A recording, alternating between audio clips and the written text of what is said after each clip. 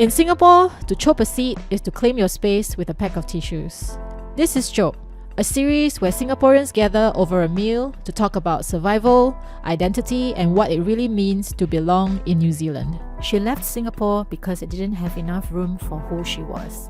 She spent 30 years building that room for other women across 50 countries. In this episode of Chope, Laina Ravindran Green sits down with us over nasi goreng kampong and satay to talk about what happens when the woman who made the world her country still misses the island she started on.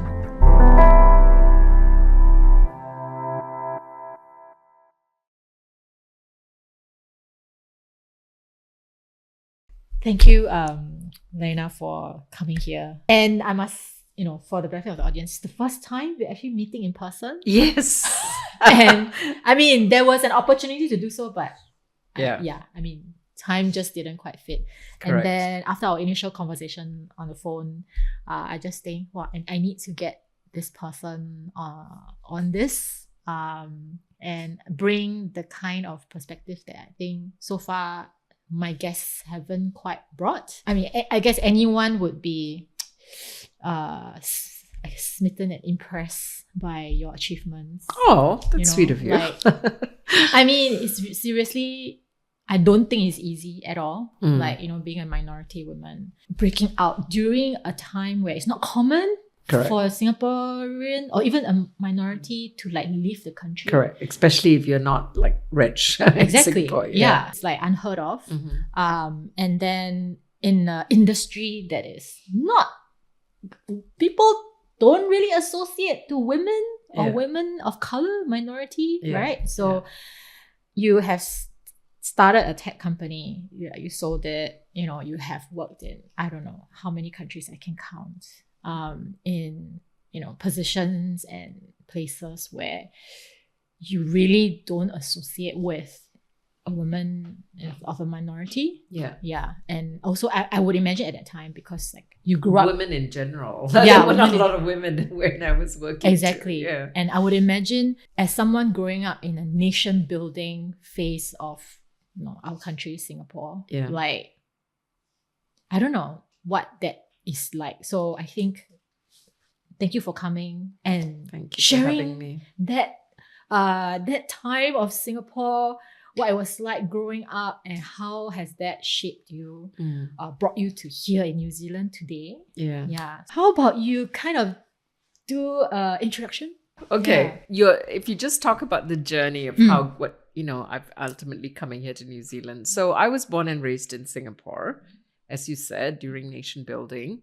I graduated from the university at the height of the recession in Singapore. It was in 1986. Oh, wow. Yeah, and it was just before Black Monday and all the crazy things happening around the whole world. Yeah.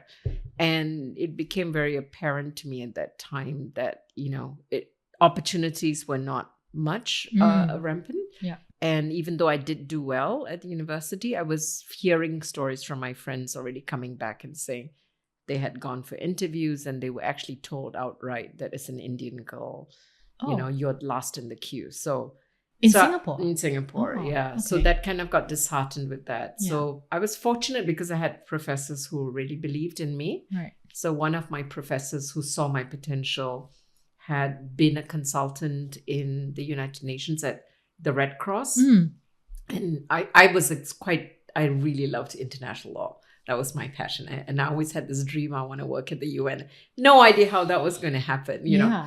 And so this professor then told me about a school in Geneva. Right. In Geneva, that is a school on diplomacy. And then from there, you can get into it. But the school required French. And I did not study French, right? So, but I was so determined. It's just amazing when you're young and you're determined. You're like, nothing can stop you kind of thing. So I just looked into how I was going to learn French. And I found a program where you can do a 3-month immersive French. And then after that, supposedly you will get really good French and you can pass these exams and stuff. And I had no idea how to get there. So I was like, I told my parents and because I graduated from law school. Yeah. Right. So my parents were expecting me to go into a law firm. All my friends were getting into law firms, And here I'm asking them, I want to go study French. And it wasn't cheap to study French. And had no idea how I was going to do it. So I just told my father, I said, can you please help me? And then I will find a way to pay you back. And my father was so insulted, Because you wanted to pay him back? Yes. Oh. He's like, it's my duty to educate you and I will find. Until today, my parents have passed. Yeah. Until today, I have no idea how he made it happen. But my uncle did tell me my father was very insulted that I said I would pay him back. Oh, so you didn't know until uncle told you? Yeah, father never told me that. So somehow they, I went overseas. But then I got jobs. I got a job to teach English to lawyers in Switzerland that then helped pay for my school. And then the dean of this school that I was at. So I did learn French. I got into the school. And then he saw my potential too, and then offered me a scholarship, And so then from there, I got into an internship at the United Nations. And then, so it was like literally somebody along the way opening the door for me. Yeah. And then they had a program with Washington, D.C. And I was encouraged to apply for that. It was, again, a scholarship. And then I went over to Washington, D.C. first and to do graduate studies. Yeah. And then while I was there was this lady who was at the Federal Commission for Communications who saw my potential too and then said, oh, by the way, there's a position opened up, and someone with your background will be very interesting, since I had already worked at the legal department at the UN. But that meant abandoning my studies to go into a job. So along the way, I did disappoint some people because I kept hopping to another new opportunity that would open up for myself. Yeah. And then from there, I worked and then I studied and met my husband. We got married. My parents had some health issues. So I said, okay, maybe it's time to come back to Singapore. Okay. So in 94, we came back to Singapore. Okay. I worked at Singtel, actually. Oh. And again, people opened doors. That time, President Nathan wasn't president, he was ambassador in Washington, D.C. And the embassy was literally in front of my office. Okay. So in afternoon, sometimes he will just go over and hang out at the office and get it. And then and that was the time Singapore was beginning to ask people to come back to Singapore. Oh. So he encouraged. Why is that? I don't know. So in the 80s, we were told that we were quitters when we left. But in the 90s, apparently we were being encouraged to come back. So then he talked to us and said, why didn't you all go back? Yeah. And so he actually wrote a recommendation letter that really helped us to get the job, so then we came back for 4 years in Singapore. It was great. But my son ended up being on the autism spectrum, and Singapore's really not set up, especially back in those days, and so they literally wrote him off. Okay. And then my husband had an opportunity to go to California. Yeah. I resisted, so we went to California, but I continued my company in Singapore. Also you have already started your company as well? I had already started my company, okay. So I was on a plane every 3 weeks back and forth. I would not recommend it to anybody. I know. And the kids were like probably primary school? Yeah, my kids were young. Yeah. Very young. Yeah. And in fact, my daughter, when I moved over there, my son was 5, my daughter was 2. Oh. Yeah, so they were pretty young. So my husband I feel you. I feel you. But I have a wonderful husband. So, his office allows him to work from home as well. So he set the garage, because he's a geek, right? So he just set the garage into like a lab, and then he worked from home. And sometimes he have to go to office. He just brings the kids to the office, and they set up a little play area for them. So that really enabled us to do that. Yeah, of course.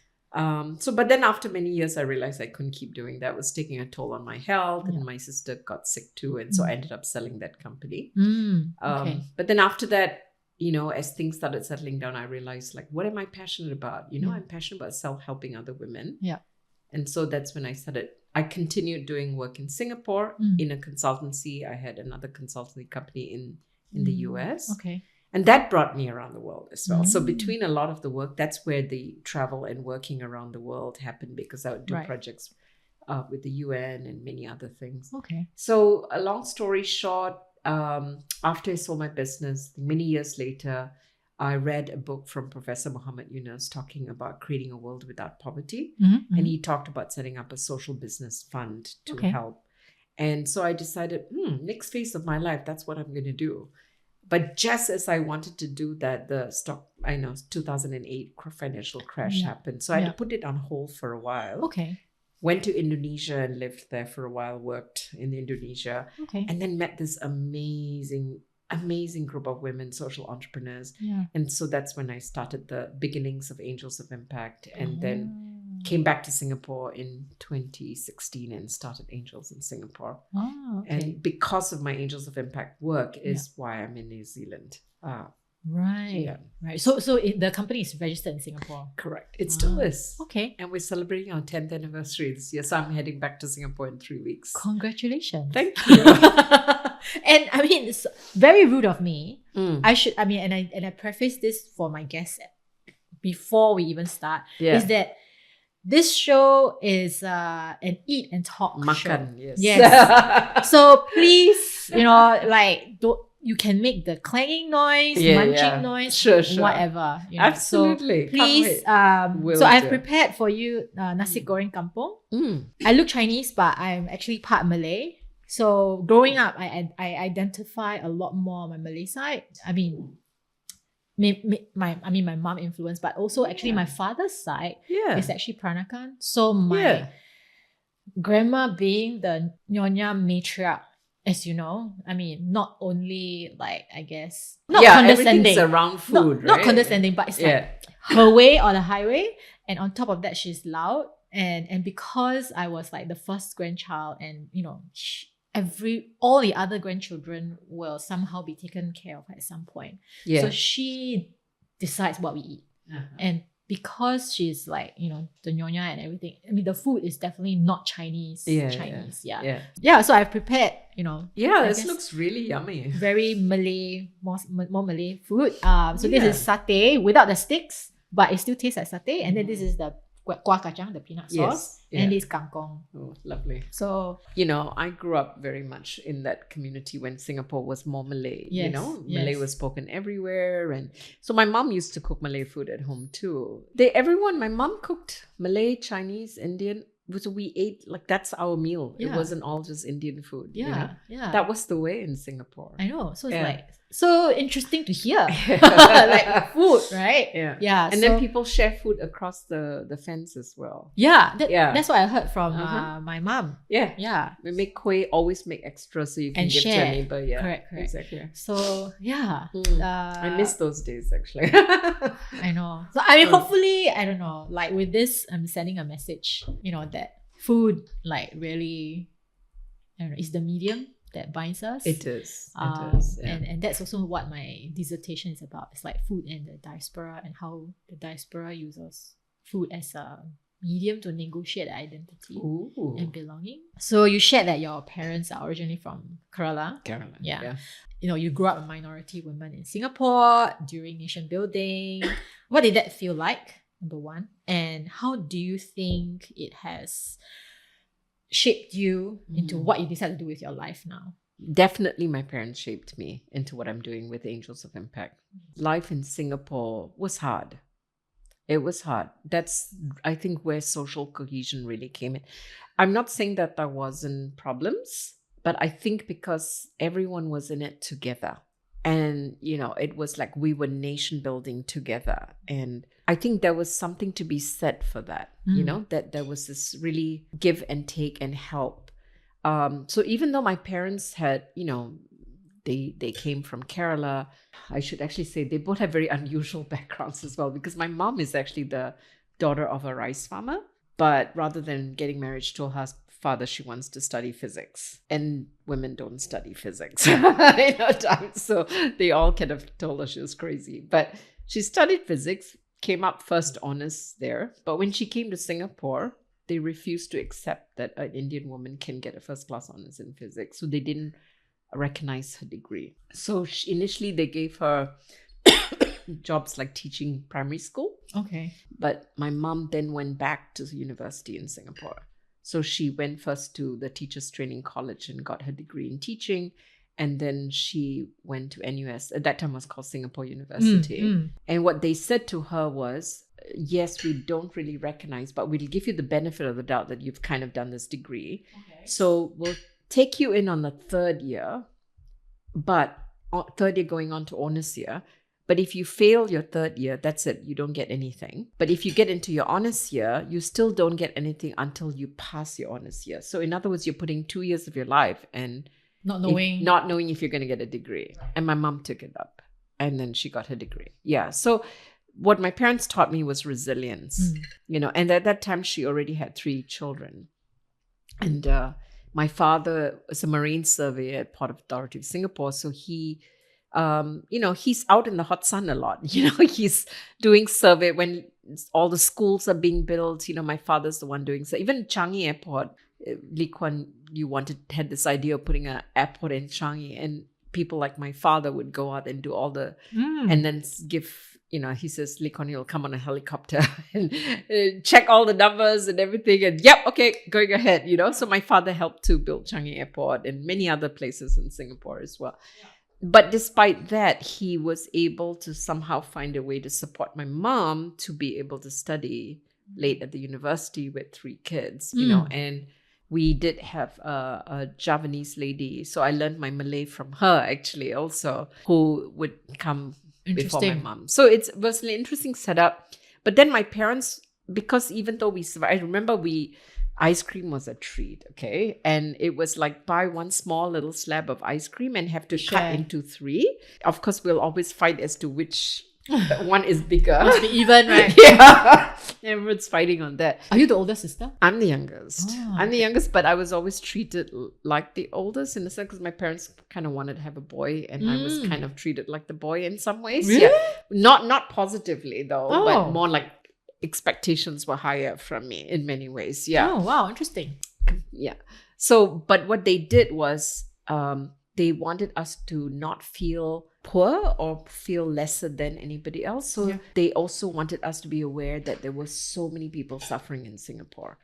So my parents would have us celebrate our birthdays in orphanages. So I never had birthday parties, So how does that work? Like literally? Like I had to get a cake and I had to dance and entertain the other children, or we go to a old folks home and dance and entertain for the elderly. And right. Yeah. So does that make you look forward to your birthday? Not really. I have to do work on my birthday. But we didn't know otherwise because we weren't raised really with other people having birthday parties, right? It's really the rich kids that have the birthday parties in a sense. So you didn't really know, but it was like a way of, but the idea of always giving back was there from the way my parents did. And when my mom was a teacher at Raffles Institution, she taught physics. But she started something called Charity Squad that she ran for 30 years there. Okay. To have the students also learn about giving back because it was a prestige school, right? Right. But the kids in the school come from the very rich and the very poor. And so she started this where they would go. And the first place they went was Trafalgar House, which was a house for leprosy. And so she educated them about the fact that people, what was leprosy. And then even like the kids in her class who, sometimes, not like hawker today where they all make a lot of money. In those days, a hawker didn't make a lot of money. So sometimes they would have to pull the kid out of school. And my mother would take money from her salary and pay for, especially if they're really, like she doesn't want them to drop out of school. Yes. And I found notes from students when my mom passed that had written what she did. What she had done for them. So yeah, a lot of that was ingrained in me. So my parents raised me with sort of the Vedanta philosophy of seva. And then subsequently, of course, I, embraced the Baha'i faith, which is all about service to humanity as well. So yeah, I would say that the hardships in Singapore, the resilience, the nation building, there was something special about it because we were like in it together. Gotong royong. Yes, totally gotong royong, Royong, yeah. I still remember my mom couldn't come home on time. I told you earlier. And then I had an Uncle Tan. We just knew him as Mr. Tan. Yeah. And he always said, because we were all so skinny, and he's like, no, you'll make this soup with lots of lard and everything.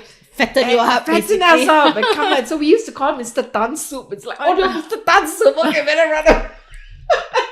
But the fact that he made soup for these young girls that he wanted, it just shows you, I don't see that so much, anyway. But so I would say that really set me up. Like everywhere I went, it was constantly, you're grateful for what you have, but you always remember there are people who are suffering around you, and what can you do? But what my parents really taught me is you didn't have to be rich to do good. You can, it's like small little school fees here, this here, food over here, makes a big difference. Yeah. And I mean, sometimes like when you read news or whatever, like, or even anecdotally, right? Sometimes it's the people who have the least are the ones that with whatever they can.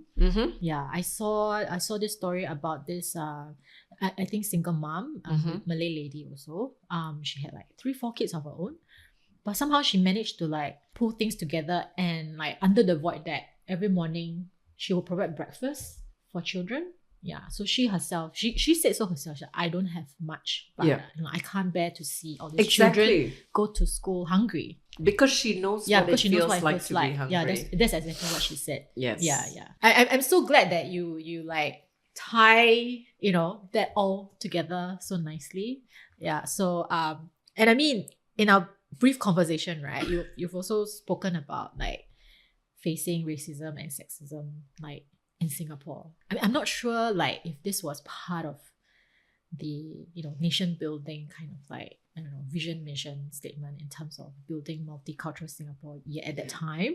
But was there a specific moment of your experiencing sexism or racism that triggered you and said, I should leave Singapore? Is that the reason, or is it something else? Yeah, this is something I always debate about, how open I want to be about why I left Singapore. But yeah, actually I did leave Singapore because I was really disappointed in the racism, because you have to remember the story I told you earlier. I grew up with the story of we the citizens of Singapore pledge ourselves, right? I said that every day. I believed in it, and my experience with my neighbors and all that, I actually saw it and I believed in it, right? But then I went to RGS, which was more an elite school. So I started meeting the rich kids. And then there were the poor kids in my class, right? So a lot of the racism that I felt was really with more the elite class. And so I started doing well in class. And then these kids used to do the well in class. So I displaced one of them. And so then they turned around and said, okay, we need to make her life miserable.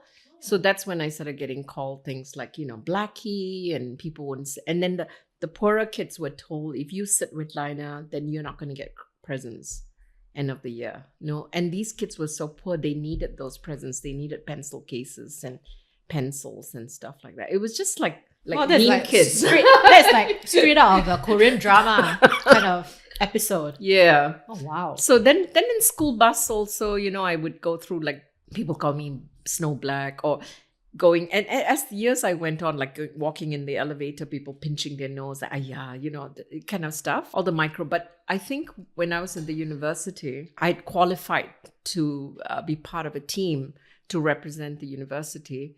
I was told that I wouldn't be on the team. And one of the professors who told me that one reason was there were too many Indians on the team. And I was like, wait a minute, if there were too many Chinese on the team, they never say anything. Right? But suddenly there's too many Indians on the team, and then I'm not on the team. Then another time it happened also, some debates that I was in, and I got taken off the team, And so it was like these things started happening. And then I think the clincher was during the recession, when I started getting my classmates coming back, and they were explicitly told that as an Indian girl, don't waste your time. Yeah. So that's when I realized that I was up against the wall, right? Here I worked really hard, in fact, I was like one of the, I don't know, top 5 or something in my class, know, but that's not going to help me. Yeah. So that's when I realized I needed to open and really my professor helped, because there's no other way I would have even thought of leaving Singapore, right? How am I going to do that, right? Yeah. So he kind of planted the idea that there are options out there. And thankfully my parents were willing to, they also, I think, saw, because they faced racism in their workplace as well. My mom is sitting in the staff room. My mom actually is very interesting. She actually went and learned Teochew and learned Mandarin, and so all the racist jokes that people said in the staff room, she knew exactly what they were saying, and she just kept quiet, you know. Yeah, so that's why they were fine with me leaving. Yeah. And I think so. Just what you mentioned about your mom with her learning a language just reminded me of like what you shared with me on a phone call. You said that your mom actually had a tutor so that she could speak English Yes. without the Indian accent. Correct. And then at home, you and your sisters are not allowed to speak Singlish, like Correct. proper English. Yes. So can you speak to that experience? Well, yeah, I mean, she would read bedtime stories to us with clear articulation. But you have to remember that was also the time Lee Kuan Yew wanted us to speak Queen's English. Yes. If you didn't speak Queen's English, you cannot be a broadcaster on the TV or anything, you know? So I think she was setting me up for success, right? I mean, the other price they paid is we only spoke English at home. So I lost my mother tongue fluency because of that. Yeah. They were really geared up but in school, of course, you get teased for that too, right? So every time I walk by, my friends will go, hello, you know, like...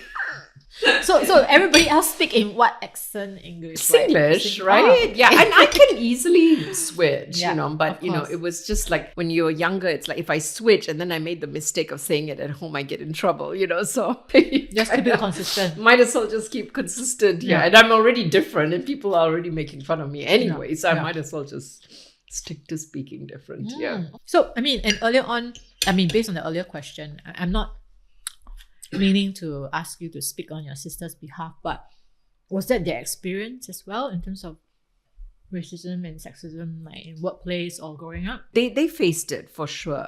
But I guess for me, because I was also very ambitious, maybe. So the more ambitious and the more successful you get, the more you face it so much. My two sisters always used to tell me, Aya, why are you going to speak up? Why don't you just keep quiet? You know, but I'm the third child. Yeah. You have to understand. How can you keep quiet? That was wrong. You have to speak I'm up. the youngest. I'm helping you actually. Exactly. You know. I'm doing things that you didn't dare to do or you Exactly. couldn't do because whatever reason. Correct. Yeah. So they found it a way to kind of accept it a little bit more. Whereas for me, I have a very strong sense of social justice. Like when I was 18 and I watched Mahatma Gandhi's movie, the one that from Richard Attenborough, I was like, oh my God, I'm so in love with him. Like this small little man was able to get the entire British Empire to leave. Yeah. I'm going to be like him, you know? Like, so I don't know. I just had a very strong sense of social justice. And I think it was also contrasting with growing up and believing the message that Singapore was multicultural, we're all equal. So there was constantly this thing in me, but you told me this and we're living this. Yeah. You told me this and then you're living this, you know? Yeah. Like I mentioned the Speak Mandarin campaign, for example, right? I feel completely shifted because before that, all our languages were equal. Yeah. And in fact, Malay was the most often speak to it. And all of a sudden, you're putting emphasis on Mandarin. Yeah. And even though I understand your logic, like you want to try to unite Chinese. Yeah. But you're also saying that Chinese is better than. Because after a while, it became Chinese culture was better than, you know? Yeah. And every time they wrote anything in the newspaper about India, Yeah. it's always negative. They'll show a child starving, how dirty the streets are. So as a minority, you're constantly getting the negative impact about your own self and then the positive about Chinese. So as time went on, Chinese pride got more and more. And then that's when the experience got worse and worse. So for my sisters, I think they didn't have as strong that sense of social justice in a sense. Like I was in the university, and I don't know if you remember, there was a time, probably way before your time, where they decided that graduate moms should have more children. Yes. So I was standing on the streets and getting signatures to petition because Singapore is a meritocratic society and then I got in trouble. I got in trouble for that. And then I came home and my mother said, you shut up and study.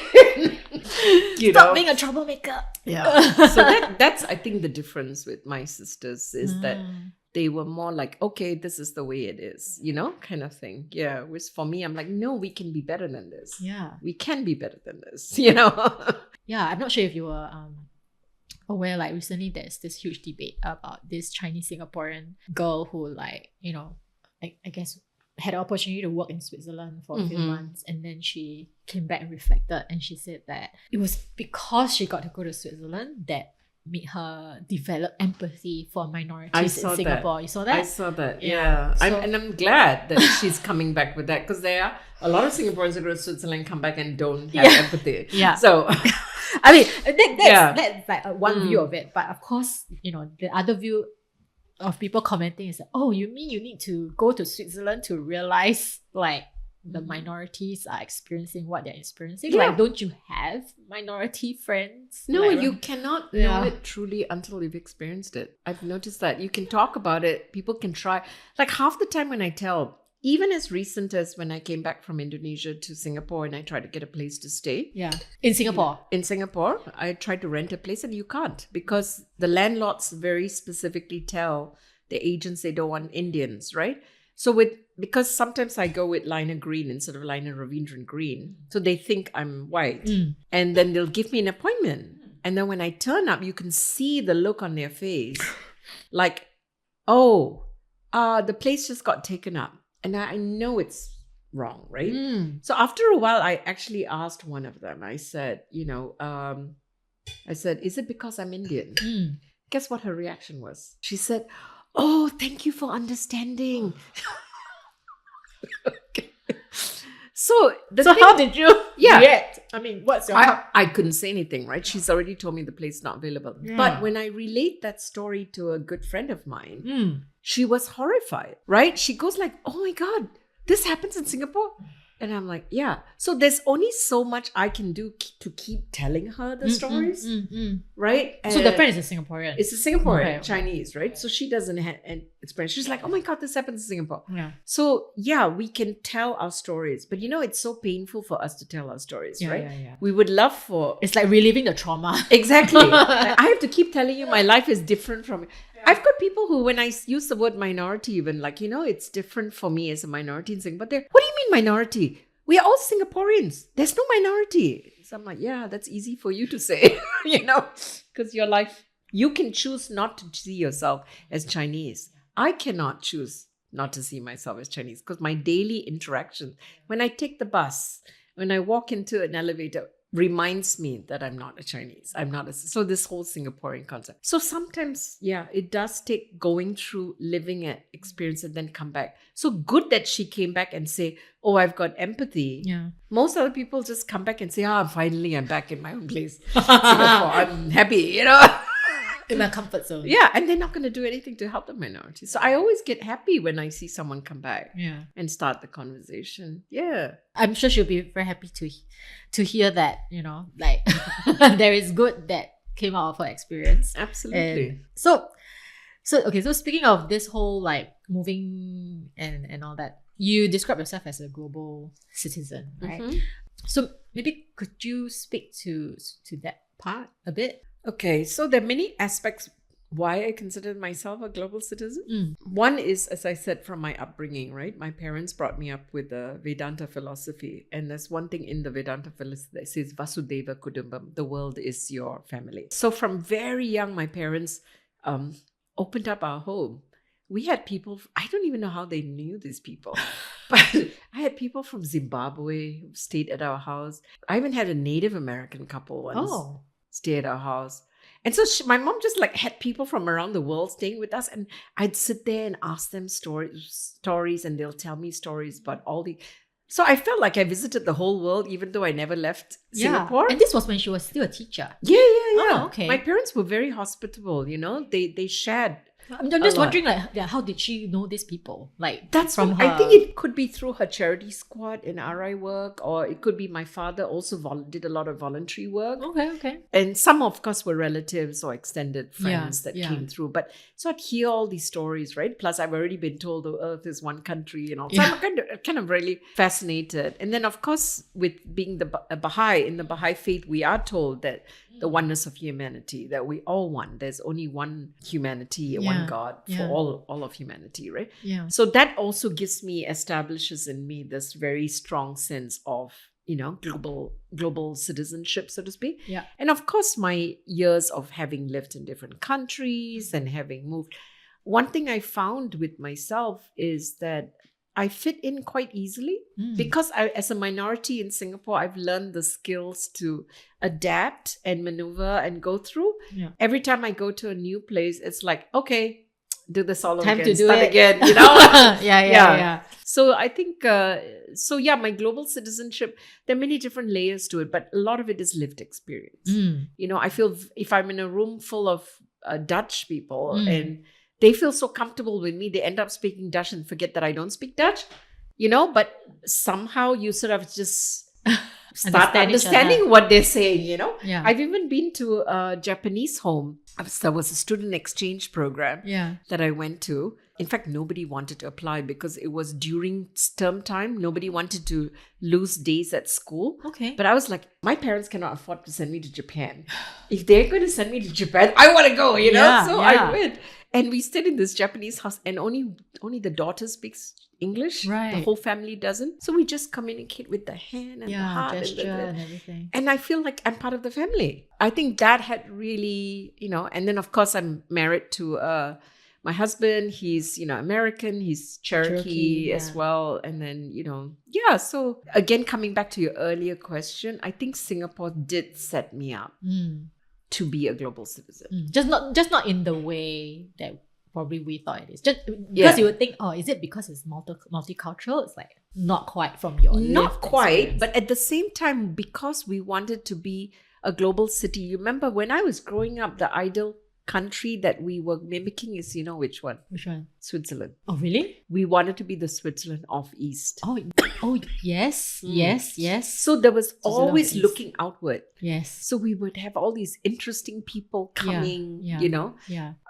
So do you think we are the Switzerland of the East now? Now, yeah, I would say, because Switzerland was primarily about financial centers and stuff like that, right? I mean, the wealth part. Yeah, the wealth part for sure.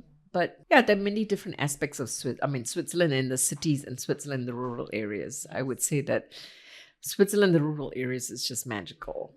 Beautiful. Yeah, you know, I made a wonderful friend actually up in the mountains. When I was studying French. Yeah. And one day we decided we wanted to go up to this mountain near in Grindelwald, it's called. Okay. It's like on the way to Zermatt or Jungfrau. Jungfrau. And we had no idea how expensive it was to go up there. So there were 4 of us, a girl from Hong Kong, myself, a girl from Japan, and someone from Australia, right? Yeah. And so we just had enough money to like get on the train, and we were going to go up there, and we found out there's a youth hostel there that we should be able to manage, but none of us made arrangements. Oh. So we went all the way up there. We got off, and then we started asking, where's the youth hostel? Where's the youth hostel? And we walked into a store, and there was a young girl in the store. And we said, where's the youth hostel? So she was amazed because she saw this Indian girl with a Chinese girl with a Japanese girl. It's like United Nations, sort of. Right. Yeah. And then she felt so bad for us. She said, oh, I'm so sorry, but the youth hostel is closed today. Oh, no. And then we were like, oh my God, can you imagine how expensive Switzerland is? Which hotel cannot afford? I cannot afford. Yeah. So I have to sleep in the railway station. Yeah. She felt so bad for us. She says, you know what? If you don't mind sleeping in my living room, I'm happy to have you guys. Till today, we're still friends. Yeah. So the global citizen that you are, do you have like a favorite place? Well, Grindelwald was one of my favorite places, actually. Yeah, mainly because of my friend. And it's just very magical out there. Okay. And New Zealand. So I don't know if you're interested in my New Zealand story. Yes. Before the Edmund Hillary. So my New Zealand story actually starts in Singapore. Oh. Okay, tell us. I mean, that would be a good segue. Do you know any connection Singapore has to New Zealand? Because we talk about how we got 60 years of relationships, right? Yes. Where do you think it started? Can you give me a clue? British leaving and security, Singapore. The New Zealand and Australian armies stayed to help us while we were building up our own national service, etc. And most of them, from my recollection, again, my recollection may be wrong because I'm recalling as a child, but they were around Chippy Garden area, Holland Village area and stuff. Yeah. And so they used my recollection. Again, I've tried Googling to make sure that my recollection is not totally wrong. Yeah. But I do remember them coming to a school and doing the haka. So is it your school or a school? My school. Oh, your school? Yeah. Came to my school, gave a talk and did the haka. In RGS? RGS, Oh, RGPS. wow. Okay. Yeah. Okay. And I just remember that. And I'm still trying to validate whether it was in my imagination. You know?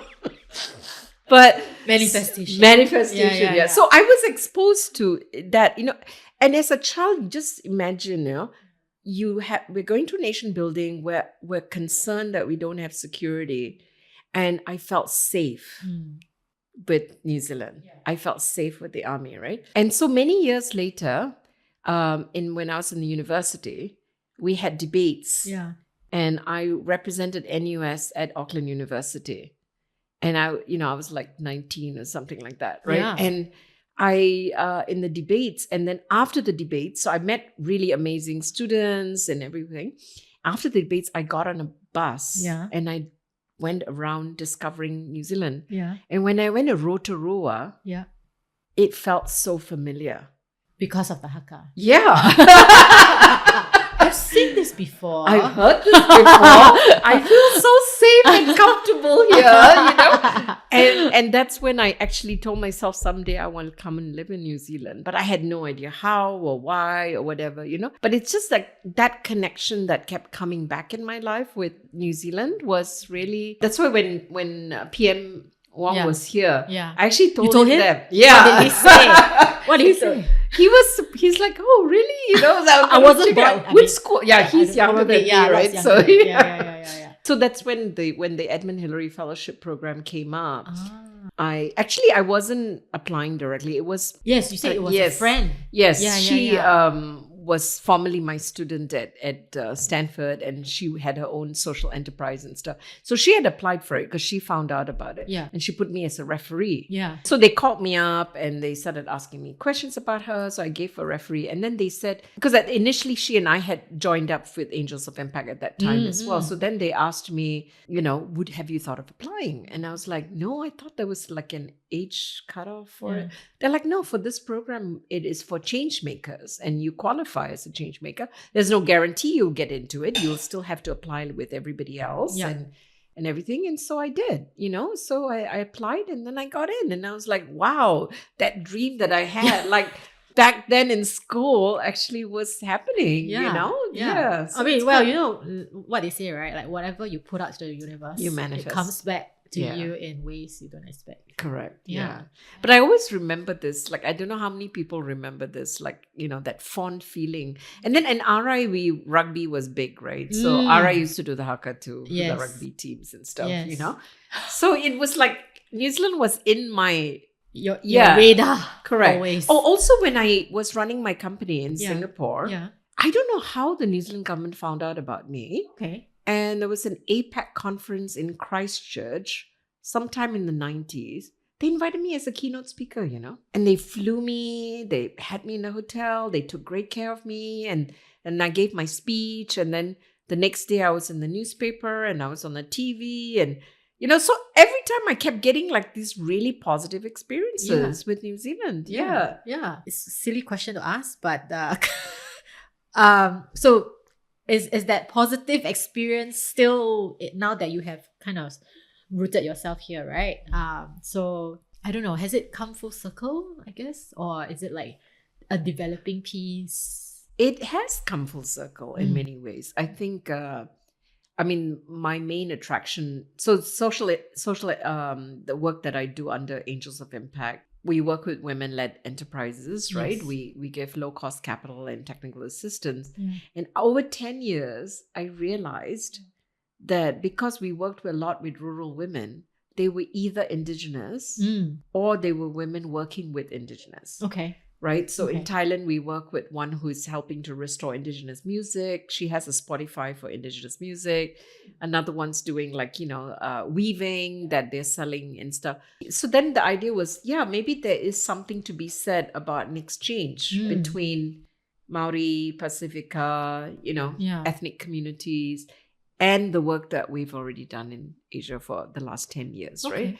So that's why it felt right to do it. So and also with the time when I lived in the US as well. Yeah. And of course, my husband being Cherokee as well. I was very exposed to Indigenous cultures. And I also realized that my parents from Kerala and my grandfather being a farmer, my father's father was a weaver. Yeah. That all these things were connected. Yeah. And my mother's side of the family are actually healers, the Ayurvedic physicians, you know. So so that I see that connection, right? Yeah. So when I hear Maori traditions and things, I'm like, oh, that's very familiar. Like they have the waka. Yes. And in Kerala, we have the snake boat. And we have snake boat races. It looks just like the waka, you know? Yeah. So that, again, ties things together in terms of the familiarity of cultures. And then, of course, being raised in Singapore, I learned Malay, 12 years of Malay, and Malay are the indigenous of Singapore, right? Yeah. So I find like easier to learn Maori actually because it's the same. A lot of similarities. The pronunciation and everything the same. Yes. So in many ways it came full. And the 2.5 years that I lived in Indonesia as well kind of prepared me also for here. I mean, in what ways? In the way of understanding also Maori culture, because there is no one Indonesian. Yes. Right? There is Batak, there's Sulawesi, there's Javanese. And I also initially saw Maori as one. Yeah. And then having actually lived here, realized that there are different iwis, different hapu, different tikanga, different, you know, some are matriarchal, some are patriarchal, you know. So I, again, started having to learn about unraveling. But because I've done it many times in other places, it's a little bit easier rather than if you come in here and you don't have any knowledge. So the Edmund Hillary program I got in 2018. Okay. So between 2018 and 2025, it was coming back and forth and supporting women-led enterprises here already. And that was sort of giving me the feel whether I was the right fit for New Zealand as well, right? Okay. And I'm definitely different experience to when I went to Switzerland, right? I was running away. And that's another thing I have to tell you, Adlena, actually, I didn't mention it, is that after I ran away again from Switzerland to States because I faced a lot of sexism and misogyny and racism even in Europe, right? Yeah. Then I said, oh, let me go to the States, the land of the free. Things are going to be amazing here. And then I went there and I saw the racism there. And I was like, so then I realized there's racism everywhere. So when I come here, it's a different experience. I'm not coming here to run away from anything. Okay, that's a nice, connecting the dots kind of moment for you. So when someone asks you where you're from, I guess, what do you say? Singaporean Indian. Singaporean Indian. Yeah. Would you care to unpack? I'm not an Indian, right? I've never lived in India. Yeah. All my Indian, when I lived in, I remember when I was in Geneva, I used to play badminton with the expats from India. Yeah. And they'll always ask me, where you're from? And I'll say Singapore. And they would be like really offended because like, oh, are you ashamed of being Indian? You're Indian. I'm like, oh yeah, of course I'm Indian, but I'm Singaporean, you know. Ethnicity, I'm Indian, but I'm Singaporean. Yeah.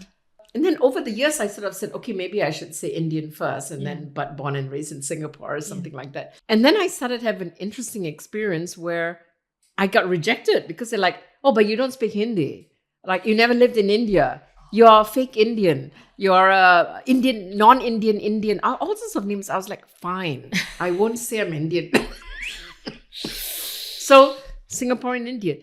What is difficult sometimes for me, though, is that Singaporeans don't consider me Singaporean enough. Tell me more. Well, for one, majority of Singaporeans tend to be Chinese, right? Yes. That live overseas as well. So when they look at you, they don't actually see you as a Singaporean. And then I don't actually speak with a Singlish accent, maybe because of that. Yeah. But yeah, I don't know. I just always felt like, I kind of felt sometimes Singaporeans also didn't treat me as a Singaporean in a way. So I would hold, that's why I started using global citizen.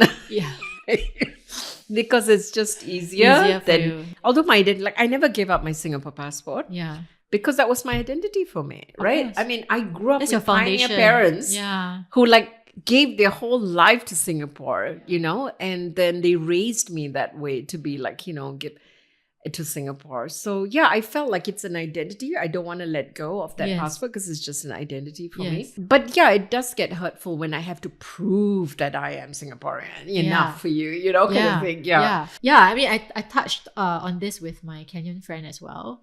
You know, because like the way she talks, the way she thinks sometimes is like, are you sure you're not Singaporean? So we did like try to unpack like what does it take to be a Singaporean? Is it a Singaporean IC? Is it pink IC? Is it what is it, right? Is it knowing the pledge? Is it knowing like, I don't know, all the Singlish words? So I mean that's a question that requires multiple episodes, multiple perspectives to like unpack, right? Yeah. But and also I think as a Singaporean, I think our national identity always comes first. Like people, I mean, like my mainland Chinese friends will be like, yeah, but you're Chinese. Yeah. I mean, yeah. Yeah. No. I'm Singaporean first, right? Yeah. Because I think for us, because we are a nation that was built by immigrants from all over, and like you said, it's a shared vision from the very beginning.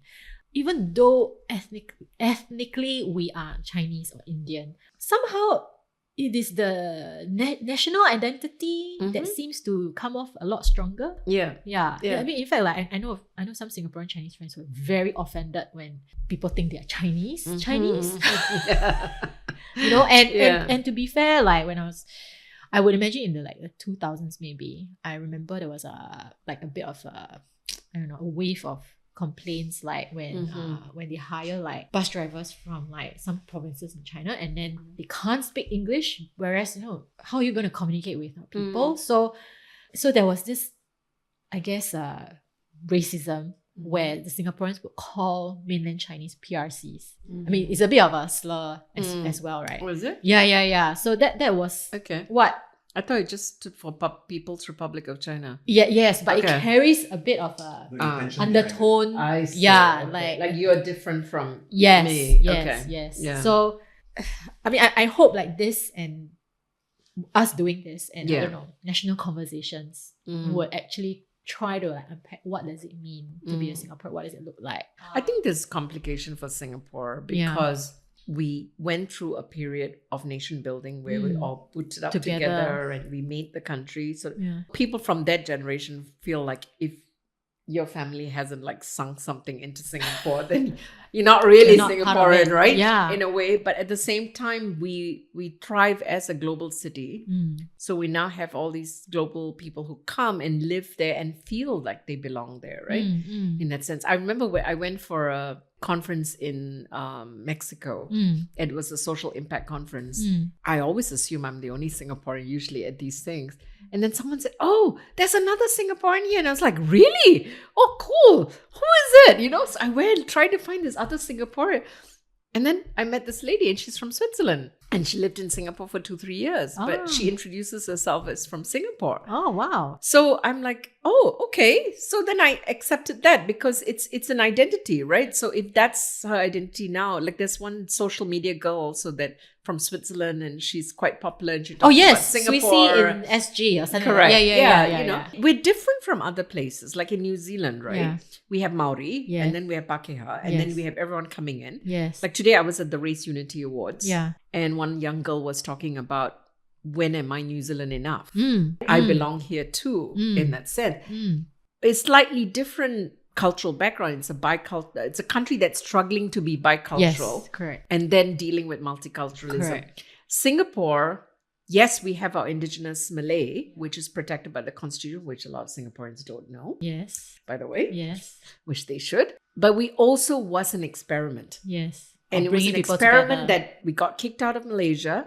And Lee Kuan Yew said the difference was Malaysia wanted to be a Malay country and we are going to be a multicultural society, right? That's when we came up with the pledge and everything. We're very uniquely different that way.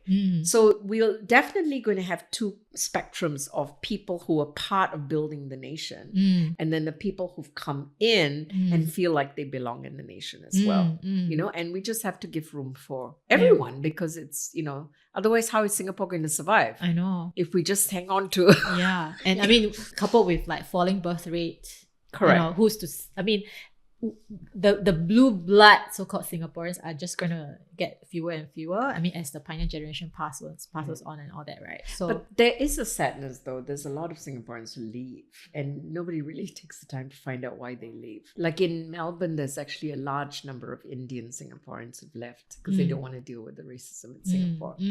So I feel like there's a wasted opportunity as well there, you know. Lawrence Wong at least has done some things about trying to have those conversations. Yeah. And Tharman is very committed to social cohesion. So I'm hoping that we can have those conversations because they may not come back, right? At least come back to what, right? Yeah. I'm just hoping, like, you know, with this show, I mean, with this content series, it's like I'm trying to bring the perspective of the diaspora as well. I love that you're doing this, actually. That's the only reason I jumped on it, okay? Because it gave me an opportunity to be a Singaporean. You treated me as a Singaporean. I didn't have to prove to you I was Singaporean enough. I mean, okay, come on, Ping, I see, please.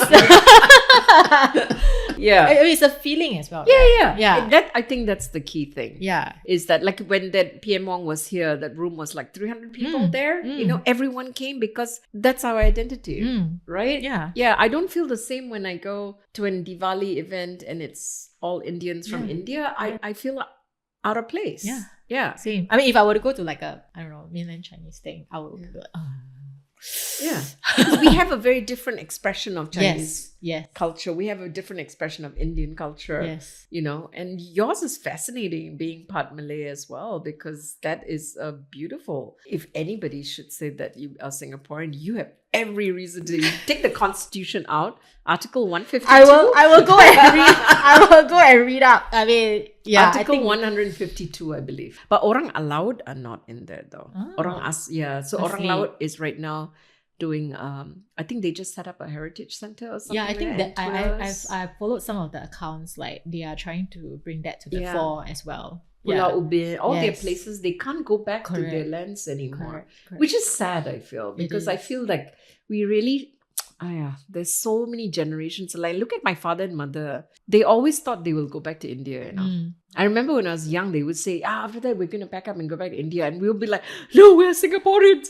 We're not going to go back to India. And my parents never did. Yeah. Because they are true blood, you know, Singaporeans. Yeah. All true and true. Yeah.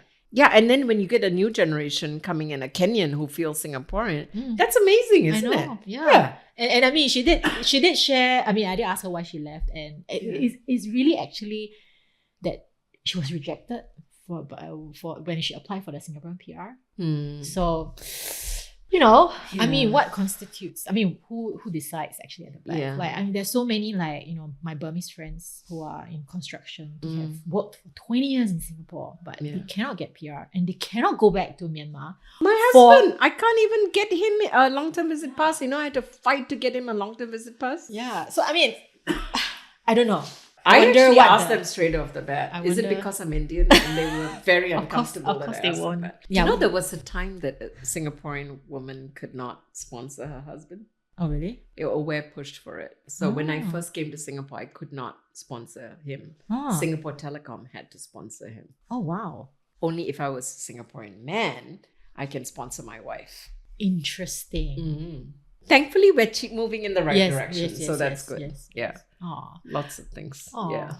Cool. Yeah. Thank you so much. You're this welcome. Has been so, like, fun. It's like flipping through, like, Singapore history in like 1 hour.